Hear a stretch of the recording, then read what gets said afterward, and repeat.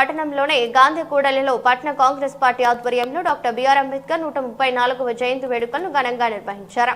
అంబేద్కర్ చిత్రపటానికి మరియు గాంధీ విగ్రహానికి పట్టణ అధ్యక్షులు సుమేర్ జైన్ పూలమాల వేసి నివాళులర్పించారు. ఈ సందర్భంగా పార్టీ మైనార్టీ నాయకులు ఖాదర్ బాబా మాట్లాడుతూ భారత రాజ్యాంగ నిర్మాత అంబేద్కర్ ఆశయ సాధన కోసం ప్రతి ఒక్కరూ కృషి చేయాలన్నారు. కేంద్ర బీజేపీ ప్రభుత్వం రాజ్యాంగాన్ని మార్చాలని చూస్తుందని బీజేపీ పార్టీకి ప్రజలు బుద్ధి చెప్పాలని అన్నారు.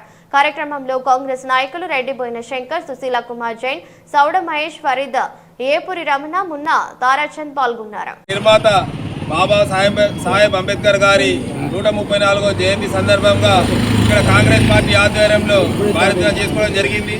ఆయన యొక్క ఆశయాలు మన భారతదేశానికి ప్రతి విషయానికి ఏ విధంగా ఉండాలనే కాన్సెప్ట్ తోటి సర్పంచ్ నుంచి వార్డు మెంబర్ నుంచి ప్రతి దాన్ని రాసి ఒక రాజ్యాంగాన్ని మనం కల్పించిన హక్కు కల్పిన బాబాసాహెబ్ అంబేద్కర్ గారికి మన కాంగ్రెస్ పార్టీ జోహార్ అంబేద్కర్ గారికి.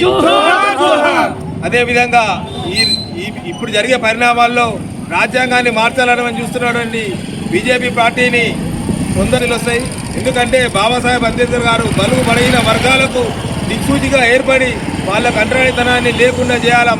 అంటరానితనం ఇవన్నీ ఇటువంటి అన్ని ఈ రాబోయే ఎలక్షన్లలో వాటిని తరవాలని మేము కాంగ్రెస్ పార్టీ నుంచి డిమాండ్ చేస్తున్నాం.